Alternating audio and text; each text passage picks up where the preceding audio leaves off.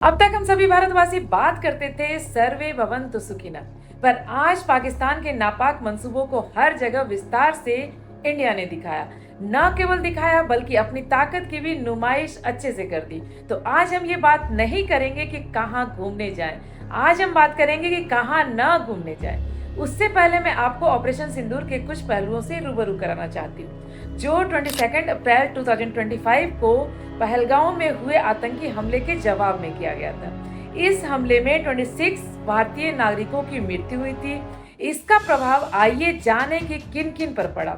Operation सिंदूर 7 मई 2025 को हुई थी, जिसकी अवधि सिर्फ और सिर्फ 23 मिनट्स की थी। लेकिन इस ऑपरेशन ने सबके मन स्थिति को पढ़ लिया।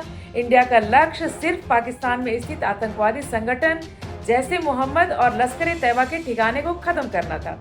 लेकिन इस युद्ध में इंडिया का काफी फायदा हुआ, जिसके बारे में हम आगे बात करें। पहले बात करते हैं इंडिया ने पाकिस्तान के छक्के कैसे छुड़ाए, वो भी सिर्फ 30 मिनट्स में। अब बात करते हैं इंडिया के प्रमुख हथियार के बारे में जिसे इंडिया ने इस युद्ध में यूज किया। फर्स्ट नंबर पे आती है राफेल जेट। एक फ्रांस में बनी एक अत्याधुनिक मल्टी रोल फाइटर एयरक्राफ्ट है, यानी कई तरह के मिशनों में इस्तेमाल होने वाली लड़ाकू विमान जिसे फ्रांसीसी कंपनी ने बनाई है। राफेल एक ऐसा लड़ाकू विमान है जो हवा में दुश्मन से लड़ सकती है, जमीन पर हमला कर सकती है और दुश्मन के रडार या मिसाइल से बच भी सकती है। इसे आकाश का बाज भी कहा जाता है। सेकंड नंबर पे आती है स्कैल्प मिसाइल। यह एक एयर लॉन्च क्रूज मिसाइल है, जिसका मतलब है इसे लड़ाकू विमान जैसे राफेल जेट से हवा में छोड़ा जाता है। इसकी खासियत यह है कि लगभग 500 किलोमीटर तक सटीक निशाना लगाकर दुश्मन के ठिकानों को तबाह कर सकती है। यह मिसाइल आवाज से भी धीमी गति से उड़ती है, जिससे इसे पकड़ना मुश्किल होता है। इसका इस्तेमाल मुख्य रूप से दुश्मन के एयरबेस, बंकर, कमांड सेंटर जैसे सेंसिटिव एरिया के लक्ष्य को नष्ट करने के लिए किया जाता है। यानी एक लंबी दूरी तक मार करने वाली, सटीक निशाना लगाने वाली क्रूज मिसाइल जो अपने आप ही लक्ष्य तक पहुंचती है और दुश्मनों के ठिकानों को नष्ट करती है। यानी हमें Rafale jet and SCALP missile France की तरफ से प्राप्त हुई, जो एक अत्याधुनिक और अत्यंत सटीक क्रूज मिसाइल है। थर्ड नंबर पे आती है ब्रह्मोस मिसाइल, जिसके नाम के बारे में पहले बात करेंगे। ब्रह्मोस नाम दो नदियों ब्रह्मपुत्र और मॉस्को के नाम पर रखा गया, जो भारत और रूस के सहयोग को दर्शाता है। यह मिसाइल मल्टी प्लेटफॉर्म होती है, मतलब इसे जमीन, समुद्र और हवा से लॉन्च किया जा सकता है। इसकी उड़ान की गति सुपरसोनिक होती है, यानी आवाज की गति से करीब 3 टाइम्स तेज। यह मिसाइल लंबी दूरी यानी लगभग 300 किलोमीटर तक मार सकती है। ब्रह्मोस की खासियत है फास्ट, परफेक्ट एंड एनर्जी, जिससे यह युद्ध में दुश्मन के जहाजों, बंकरों और ठिकानों को भी नष्ट कर सकती है। फोर्थ नंबर पे आती है इंडिजिनस सुसाइड ड्रोन। स्वदेशी आत्मघाती ड्रोन मीन्स एक ऐसा ड्रोन जो अपने साथ विस्फोटक लेकर उड़ान भरता है और दुश्मन के ठिकाने से टकराकर स्वयं विस्फोट करता है, जिससे लक्ष्य नष्ट हो जाते हैं। मतलब यह खुद को बलिदान करके लक्ष्य को तबाह कर देता है। यह ड्रोन भारत में डिजाइन और विकसित की गई है। फिफ्थ नंबर पे आती है आकाश मिसाइलें। आकाश मिसाइल भारत में विकसित एक मध्यम दूरी की सतह से हवा में मारी जाने वाली मिसाइल है। यह मिसाइल दुश्मन के विमानों, हेलीकॉप्टरों, ड्रोन और क्रूज मिसाइलों को हवा में ही मार गिराने के लिए बनाई गई है। ये तीनों मिसाइल्स हमारे भारत में पूरी तरह से बनी है, यानी मेक इन इंडिया। आइए अब आगे बात करेंगे कि इसरो का योगदान ऑपरेशन सिंदूर में क्या रहा। इसरो की मदद में सबसे पहले आती है सर्वेलेंस। इसरो के रिमोट सेंसिंग उपग्रहों जैसे कार्टोसैट, रीसेट ने ऑपरेशन से पहले दुश्मन के ठिकानों की हाई क्वालिटी पिक्स उपलब्ध कराई। इसमें सेना को यह पता चला कि कहां आतंकी शिविर, लॉन्च पैड और हथियार तैनात हैं। सेकंड नंबर पे आती है रियल टाइम डेटा और कम्युनिकेशन। इसरो के कम्युनिकेशन सैटेलाइट जैसे जीसैट सीरीज ने ऑपरेशन के दौरान सेना, एयरफोर्स और नेवी के बीच सुरक्षित और तेज संचार सुनिश्चित किया। थर्ड नंबर पे आती है नेविगेशन और मिसाइल गाइडेंस। भारत के खुद के नेविगेशन सिस्टम जो इसरो द्वारा विकसित की गई है, लाइक ब्रह्मोस, स्कैल्प जैसी मिसाइलों को सटीक लक्ष्य निर्धारण में मदद दी। इवन यह दुश्मन के जीपीएस ब्लॉक करने की स्थिति में भी काम करती है। फोर्थ नंबर पे आती है वाटर, लैंड एंड सी सीमाओं की निगरानी। थल सेना जमीन पर कार्रवाई करती है, जैसे दुश्मन के ठिकानों पर सीधा हमला, सीमा पार घुसपैठ रोकना या आतंकवादी शिविरों को नष्ट करना।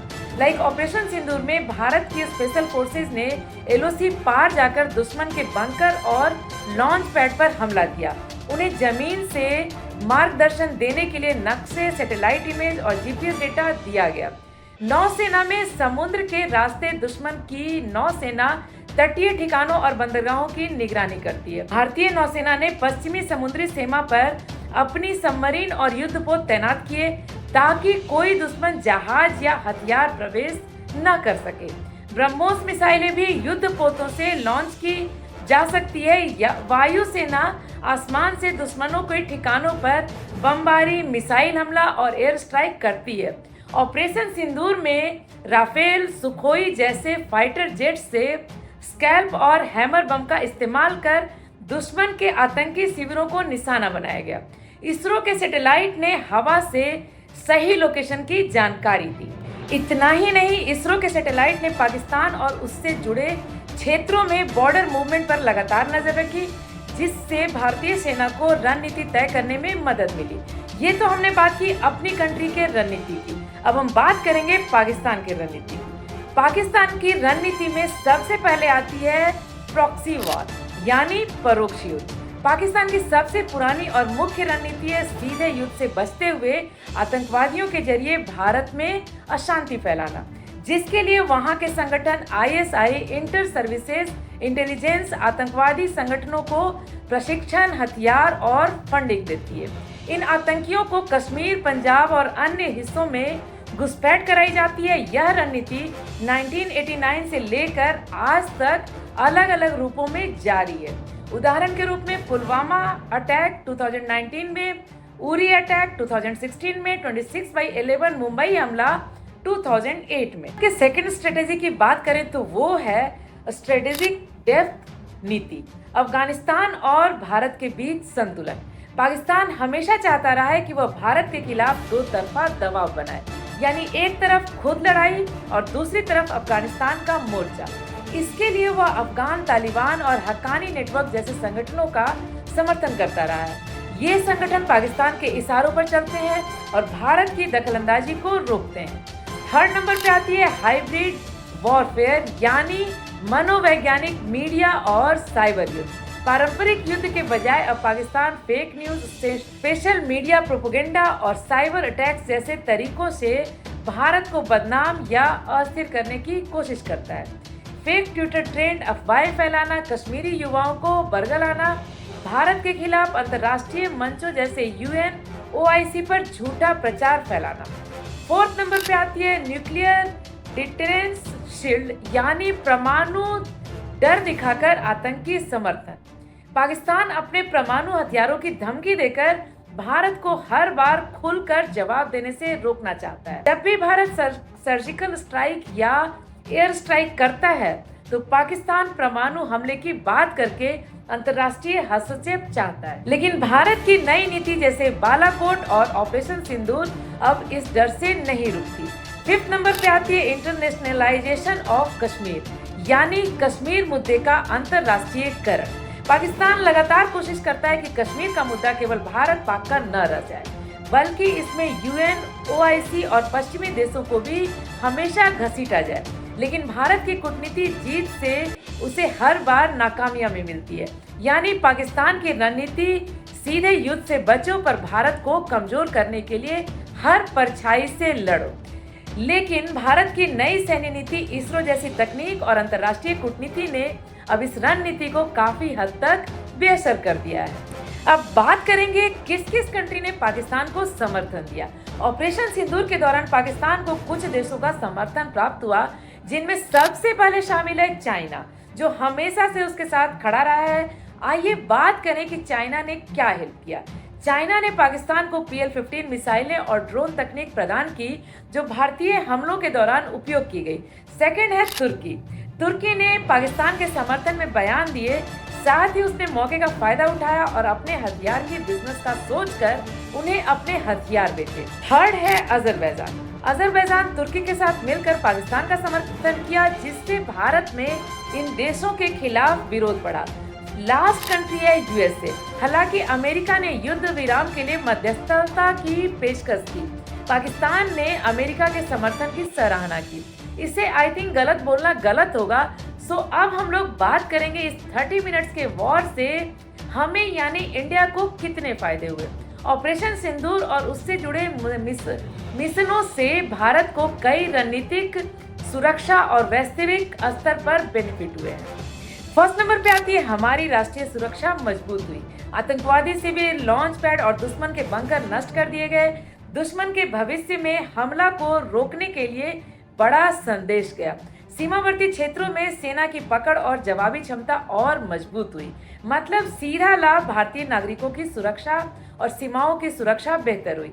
सेकंड नंबर पे आती है भारत की प्रतिक्रिया और रणनीति। प्रधानमंत्री नरेंद्र मोदी ने ऑपरेशन सिंदूर को नए भारत की नई नीति बताया, जिसमें आतंकवाद के खिलाफ सख्त और सटीक कार्रवाई, न्यूक्लियर की गीदड़ धमकियों को खंडित किया, आतंकवाद को शरण देने वाले देशों को समान रूप से जिम्मेदार ठहराया। ये सब स्पष्ट कर दिया और इन सब के बेनिफिट के रूप में दिखा कि हमारी कंट्री के लोग भी एकजुट होकर अपनी नागरिकता का पालन फुल सपोर्ट के साथ कर रहे हैं। इसके विरोध में भारत के उदयपुर शहर ने तुर्की से ₹3000 करोड़ के संगमरमर आयात को निलंबित कर दिया। अभी हमारे देश के हर कोने में या तो गर्मियों की छुट्टियां शुरू हो चुकी है या फिर होने वाली है, लेकिन लास्ट ईयर की अपेक्षा इस ईयर बहुत ही कम लोग टर्की एंड अजरबैजान जा रहे हैं। मतलब आज के समय ना सिर्फ हमारे नेता बल्कि हमारे देश की पब्लिक भी जागरूक हो चुकी है और सब एक साथ मिलकर खड़ी है। इससे अब अच्छी बात कुछ हो ही नहीं सकती। मतलब पाकिस्तान ने जो घिनौना कार्य 22 अप्रैल को किया, उसका खामियाजा तो उसे भरना पड़ा, लेकिन उससे कईयों को अकल आ गई। आइए अब बात करें सेकंड बेनिफिट की। सैन्य तकनीक की शक्ति का प्रदर्शन हो पाया। स्कैल्प, ब्रह्मोस, राफेल, स्वदेशी ड्रोन जैसी एडवांस टेक्नोलॉजी सफलतापूर्वक उपयोग में लाई गई। इसरो की सैटेलाइट इमेजिंग और नेविक ने ऑपरेशन को स्मार्ट बनाया। भारत अब केवल रक्षात्मक नहीं बल्कि प्रभावी और आक्रामक सैन्य रणनीति में भी अग्रणीय है। ये प्रूफ न केवल पाकिस्तान को मिला बल्कि उन देशों को भी मिला जो आंख उठाकर देखने की सोचते भी थे। थर्ड नंबर पे आती है विश्व स्तर पर भारत की प्रतिष्ठा बढ़ी। अंतर्राष्ट्रीय समुदाय ने भारत की सर्जिकल और सटीक कार्रवाई को सराहा। भारत को अब एक जिम्मेदार लेकिन मजबूत सैन्य शक्ति के रूप में देखा जाने लगा। यानी विदेश नीति में भारत का प्रभाव और कूटनीतिक ताकत बढ़ी। फोर्थ बेनिफिट हमें ये मिला कि रक्षा साझेदारियों में बढ़ोतरी हुई। फ्रांस, अमेरिका, इजराइल जैसे देशों ने भारत के साथ डिफेंस सहयोग को बढ़ाया। नई technology, drones, radar, missile system जैसी चीजें भारत में बनने लगी।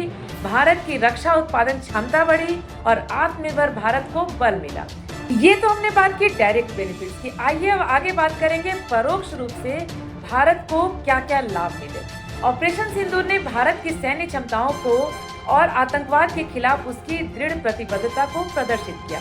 हालांकि कुछ देशों ने पाकिस्तान का समर्थन किया, भारत ने अपनी तकनीकी और रणनीति श्रेष्ठता के माध्यम से यह संदेश स्पष्ट से रूप से बताया कि वह अपने नागरिकों की सुरक्षा के लिए किसी भी हद तक जा सकता है। चीन तो हमेशा से पाकिस्तान का बड़ा समर्थक रहा है, लेकिन इस जंग में तुर्की ने भी पाकिस्तान को सिर्फ अपने बिजनेस के लिए यूज किया और आज इस वजह से उसे बिजनेस में भी भारी नुकसान का सामना करना पड़ रहा है।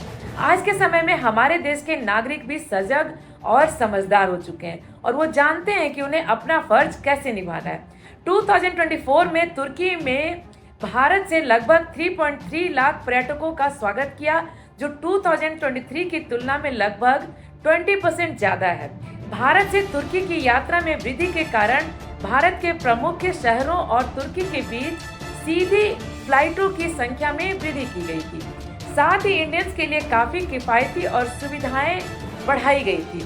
तुर्की ने भी भारतीय पर्यटकों के लिए विशेष अनुभवों की पेशकश की, जैसे कि भारतीय शादियों और MICE means meetings, incentives, conference और एग्जीबिशन के आयोजनों के लिए सुविधाएं दी।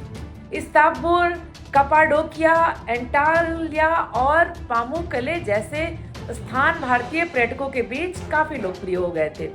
लेकिन ऑपरेशन सिंदूर ने सबकी आंखें खोल दी और 2025 में भारत और पाकिस्तान के बीच तनाव के कारण तुर्की और अजरबैजान के प्रति भारतीय पर्यटकों की भावना को आहत लगी और आज के समय सभी भारतीय एक्शन में आ गए और इससे तुर्की की यात्रा करने वाले भारतीयों की संख्या में काफी कमी आई है। ये है हमारे भारत की एकता और अखंडता। तो अब आप सभी समझ चुके होंगे कि किस किस कंट्रीज को हमें एक्सप्लोर करने जाना चाहिए और किन किन कंट्रियों से हमें दूरी बनानी चाहिए। कंक्लूजन ये है कि हमारे सहयोगी देश में आते हैं फ्रांस, रूस, इजराइल, जिन्होंने इस युद्ध में सबसे ज्यादा मदद की। साथ ही हमें सपोर्ट करने वाले Japan, Australia, Vietnam, Britain, Brazil, USA and UAE से भी काफी मदद मिली। लेकिन हमारे देश के अगेंस्ट में जाने वाले देश जो खुद को बचाते हुए पाकिस्तान के द्वारा हम पर चोट पहुंचाने की कोशिश करते हैं, उसमें सबसे पहले चाइना, फिर तुर्की, मलेशिया एंड कनाडा जो अपने फायदे की सोच रखते हुए पाकिस्तान की सहायता करता है। हमारे प्राइम मिनिस्टर ने यह भी स्पष्ट किया कि भारत की सैन्य कार्रवाई केवल पाकिस्तान के अनुरोध पर अस्थायी रूप से रोकी गई है। अगली बार किसी भी एक्टिविटीज का मुंह तोड़ जवाब दिया जाएगा। ऑपरेशन सिंदूर के बाद न केवल देशवासियों और अन्य देशों के लोगों में जागरूकता और देशभक्ति बढ़ी है, बल्कि कई देशों ने हमारी टेक्नोलॉजी को खरीदने में भी रुचि दिखाई है, जैसे वियतनाम, फिलीपींस। यानी ऑपरेशन सिंदूर सिर्फ एक सैन्य कार्रवाई नहीं था, बल्कि यह भारत की रणनीति, शक्ति, टेक्नोलॉजी, आत्मनिर्भरता और वैश्विक नेतृत्व की दिशा में एक ठोस कदम था। तो घूमते रहे, मस्त रहे।